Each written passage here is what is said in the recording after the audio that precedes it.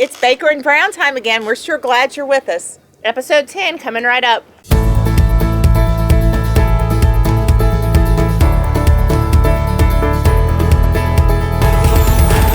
Hello, everyone. Thank you for joining us again from Baker and Brown. I'm Paige Brown. I'm the mayor of the city of Gallatin, and with me is Kim Baker, the CEO of the Gallatin Chamber.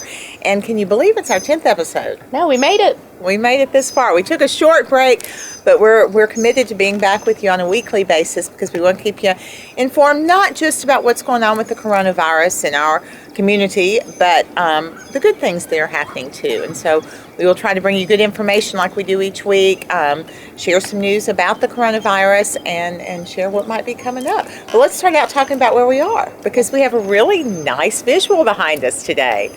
So we are actually at Thompson Park. Now, Kim, do you know the history of this park? I don't know. Well, I probably know a little, but not as much as I probably should. I didn't either until I called David Brown, who's our Parks and Recreation Director, and he told me, and I did not know this park was built in 1946 by the Gallatin Women's Flower Club, and it was Gallatin's very first park. And we think the swimming pool, or David thinks the swimming pool that was here was built in the 60s, and it closed in the 80s. And of course there's a ball field here, and there's a ball field across the street. This is also where the Gallatin Skate Park is, and the Gallatin Playground, or one of our playgrounds here in our city park. So this is on Morrison Street, if you don't know it, and it's got a nice little playground and the skate park and some ball fields. And there's so it's basketball courts too. Oh yeah, down below. And there's a pavilion. Right? Is there one pavilion? Yeah, it's a small pavilion. It's really for viewing the skate park if you were Gotcha. here watching some kids skate or something. So that's just what that small pavilion is. But yeah, it's Gallatin's very first park. At one time it did have tennis courts here too, but the tennis courts and the pool have long since gone away, but it still remains. I also want to tell you about this mural behind us. Do you know who this is? Yes. Ray Underhill. Do you know anything about him? Well, I was here for the opening, and he was Tennessee's first skateboarder. Is that First right? pro skateboarder. And Ray, I think, was a couple of years older than me, actually. We kind of grew up in the same area. I think he went to Hendersonville High Schools, and I went to Gallatin. And he was the first pro skateboarder to come out of Tennessee. And unfortunately, he died at a very young age, probably, I think maybe early 40s, of a brain tumor, but was part of the Bones Brigade skate movement with Tony Hawk and some other big skaters like back in the 80s, and really gave skateboarding a new emphasis nationwide. And some of you probably know I have a nephew who's a skateboarder, and so I'm a little keen on all things skating, but my brother was a fan of Ray Underhill's, and my nephew certainly knows who he was, and I'm so honored that we were able to add this here in Gallatin. The artist, you know about the artist? Brian Deese. Yeah, and Brian Deese has done this mural and two others in the city of Gallatin.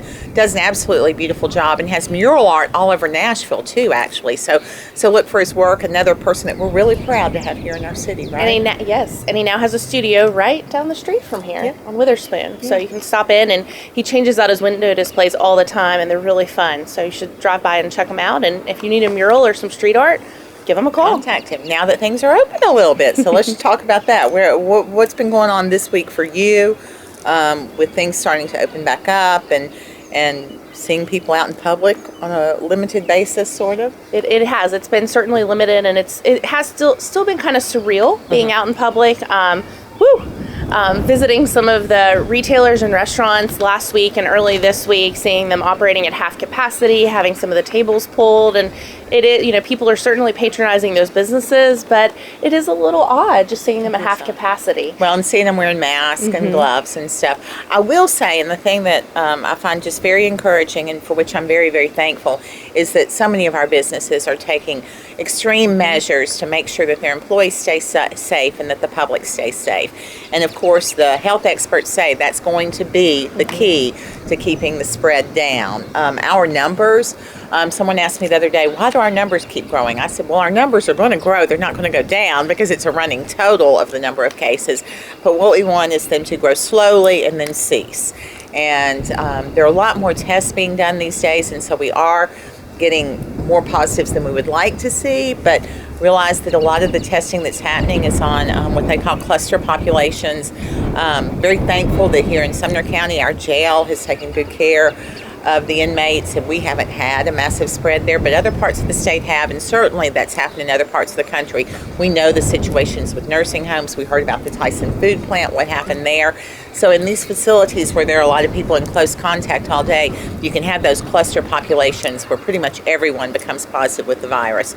But we've not had any more of that in Sumner County since our nursing home, and we want to keep it that way. And so that's why everyone's taking the measures that they are.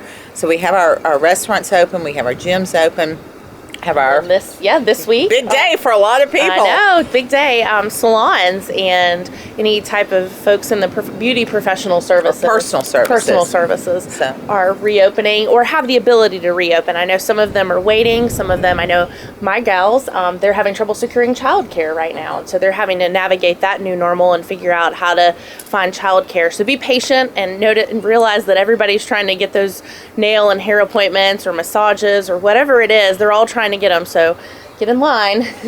But be patient. But we do appreciate everyone trying to open back up and be responsible and help prevent that spread. I know it's an added burden in a time when you're already challenged because your business has been shut down. So and we as patrons, and you and I have talked about this before, have to be patient too, because things are different.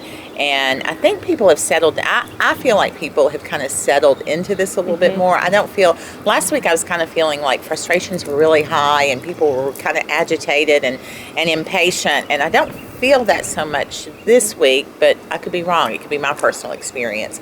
But people are going to continue to have those ups and downs and those challenges because everybody has something going on that is making their life different, and for some of us, certainly making their life far more difficult. And I think we need to understand that. So that's my words of advice for the moment. But yeah, I mean, it's kind of exciting to see some things happen. And the gyms, gyms reopen this week too. And again, some of those are slower opening than others, but some of them went back open almost full force on Monday with the limited capacity and extra cleaning measures. And I have not been to a gym this week, but I did drive by some that were open. But for the restaurants and retailers and the places I've been very impressed with how they are really changing their operations and following the guidelines that have been laid out in the Tennessee Pledge. So I think if anybody is interested in going out, I think for the most part people are doing a very good job. Now, does the Chamber still have people who are participating in the Tennessee Pledge? We do. As of today, we have about 40 that have signed up. Now, if they haven't signed up, that doesn't mean they're not committed to it, but that does mean that they've taken that extra step to let us know. And so when they sign up for the Tennessee Pledge, which you can do so on our website, gallatintn.org, if you're a business in the Gallatin area, we will bring you a certificate that you can display. We will bring you some other posters that you can post in your establishment. We'll also bring you a Tennessee colored ribbon that you can hang outside your storefront to let people know that you've accepted the Tennessee Pledge and you're committed to following those guidelines. And I appreciate you all doing that, and I know a lot of our community members are as well. You mentioned some of your salon owners were having trouble securing childcare, and that does bring up an issue that I would want to share. The Gallatin City Parks each year, our Parks and Recreation Department actually does a camp, a summer camp. And we've made the difficult decision to cancel it this year. And we know that that's going to be burdening some people on with childcare issues. I'm hopeful that some of the other new facilities that have come up in Gallatin will be able to reopen and will be able to accommodate more and more children so that parents can get back to work when they are able to. Childcare is going to be a challenge moving forward in all of this, I do believe. The other thing that I think we're still waiting on guidance to open up is some of the dental non-essential procedures. So I know people will be eager, both employees and patients, when that is opened back up, and we will continue to update you via our social media channels and share that information. I think another exciting opening this week was Sumner Regional. They announced earlier this week that they are now reopened for the elective procedures. And so if you had other needs at Sumner Regional and some of those facilities, you now can go do that. So. Well, I think, and I think some people too are still, like my mother went to a doctor's visit for the first time yesterday. I was actually supposed to go to one. I canceled it more because it was such an inconvenience to go to Nashville. I have not been to Nashville in so long. I feel like I've been kind of living on an island out here, but loving that. I know that. I've canceled a couple appointments in Nashville just for the mere inconvenience, and I like staying in Gallatin. Mm-hmm. Yeah, we feel good here, and we know we're in a community that's I don't know, kind of protected or whatever, and just feel good about being here.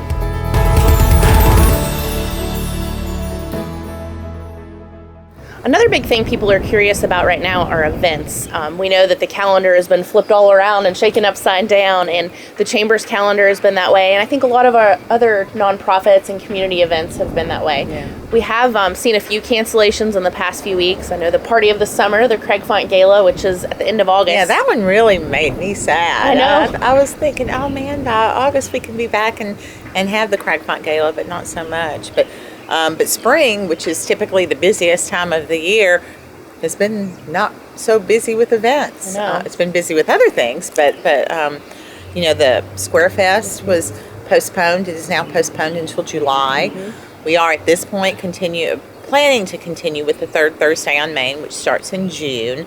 4th of July, we're still planning to do it. I'd say worst case scenario, it could just be fireworks, but we are still planning on having that. But I think it's a good time for you to mention the Chamber calendar and how that works for the community, because I tell people all the time the Gallatin Chamber calendar is the best resource for events that are happening in our community. Well, thanks. We certainly try to stay on top of that. So again, our website, gallatintn.org, we have a community calendar on there. It's one of the main links on our or on the front page of our website. You can just click the button to community calendar, and you can view month by month a calendar of things that are going on within the city. You can also add events to that calendar. They kicks to us for approval, so we make sure that you have all of the important information, but you can go on there and add your own events. And so if you're a church or an organization having a happening and you want people to let folks know about it, or anything really, we need the name of the event, the location, the time, and any other pertinent information that would help folks find their way to your event. We also have sent out something in the past several days asking folks to let us know about their rescheduled events. We know that a lot of the nonprofits are rescheduling, and just a lot of different events are being pushed to the fall, and so now everybody's trying to look at the fall calendar and figure out where their events should go. And so we are asking folks to submit those event rescheduled dates or any cancellations so we can modify our calendar accordingly. Our calendar links to the city's website. It also links to Downtown Gallatin's website, as well as our social media. So we'd ask that you utilize that for planning your events and scheduling your own time, and add events to it. Yeah, and if you have any connection with any local boards for any nonprofits, please share that information, and also ask that they try and find a date when they're not going to be competing against another fundraiser. Another important mention, I think, associated with nonprofits is because so many fundraisers have been canceled, we're going to see nonprofits probably struggle a lot this year. So if you typically make a charitable contribution to a nonprofit that you love, now is a great time to go ahead and make that contribution.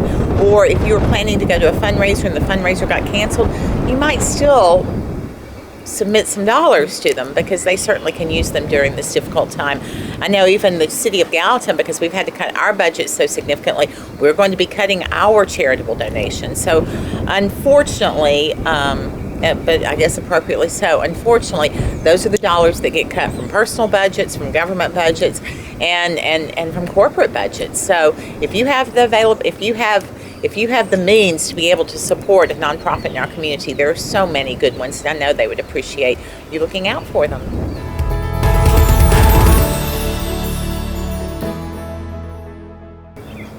So now, I think the nice list, it's always a good way to end it on a nice note. Yes, absolutely. We try each week to recognize some of the nice gestures that are happening around our community. And I think this week for me, it's really easy because we had some terrible storms on Sunday night. And what that meant was that some of our Gallatin City workers from our electric department, our public works department, of course our police and fire department, probably our utilities department too, worked all night and getting power restored, getting trees out of the road, taking care of all the things that happen when one of those terrible storms comes through. So that's my nice list for the week. I think that's a good one. I know they were in our neighborhood almost all night. We had a power outage. Ours came back on, but the rest of the neighborhood, they had a long amount of time. But I saw the electric department's post on the morning after, and I think they said there was only 3 people remaining without power. So I think that's overnight, incredible. and it was a lot. For the city of Gallatin, we had a lot of power outages on Sunday night, which is not normal. do realize that the Gallatin Department of Electricity does have a Facebook page. They try and update people when there are power outages.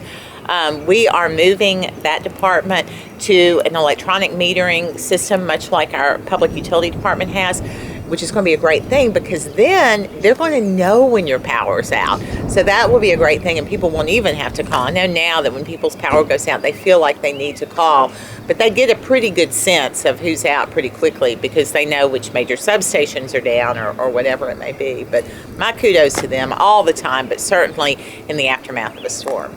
I'd also add that it is a couple special weeks this week. It is Teacher Appreciation Week, and so while you're likely not seeing your teacher face-to-face right now, they're doing an incredible job to keep their students connected and educated during this time. So maybe send them a special virtual hug or a happy, and if you are seeing teachers this week, remember them. And I think it was last week, or maybe it's this week, first responders and healthcare workers. Well, my goodness, in this time, certainly they deserve like a whole year, I do believe. Mm-hmm. But certainly we want to appreciate them too. And so those are nice people. But you know what? There are people every single day throughout our community. They're doing so many nice gestures. This is another nice list.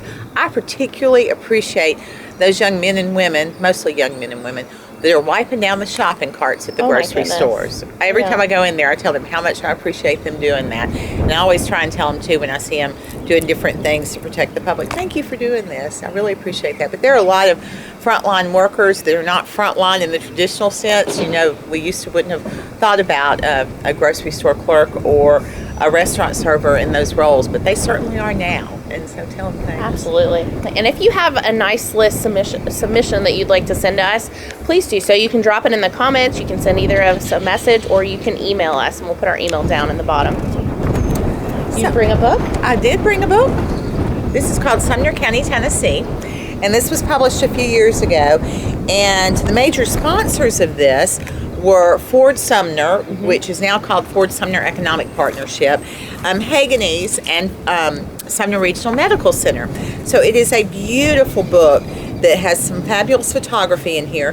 The photography is just really phenomenal, and it's contemporary photography.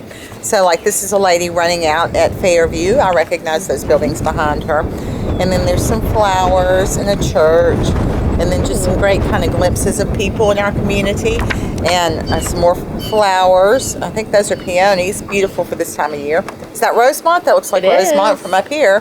Which also reopened this week or next. And some people, and some strawberries. Hey, it's strawberry season, y'all. Have you gotten your strawberries? I know that a lot of our local places are not doing pick your own like they have historically, but you can still go and buy those local strawberries, both in Gallatin and of course in our neighbors to the north in Portland. Some beautiful quilts. Yeah, we had strawberries this past Saturday, and we will again this Saturday at the Gallatin Farmers Market, which is open 8 to 1 on Saturdays at 160 West Franklin. So get there early if you want to snag the strawberries. You know who that is. I sure do. That's Mr. John Garrett, and he's passed away a couple of years ago now, but it sure is awesome to see that picture. That's a good So see why I love books and why I love our old Sumner County, Gallatin, Tennessee books. This is a good book. I think it is still available. If not, someone's got a copy you can borrow, including me, and I'd love to share it with you. Well, Kim, I think that wraps it up. I think so. For us. Yep. We appreciate you all. Thank you for joining us. Send us information that you'd like us to address. She mentioned the nice list. Guests you'd like to have us come on. We'll do that. And or locations you'd like us to be in. We're going to try and stay outside. We think it's probably more healthy, not for all of us to be in a room together, but it's also, in this pretty weather, it's a great opportunity to get out, enjoy it, and show you some new places. So thank you all. We hope you have a great day and a great rest of the week. Yep. We'll see you next week.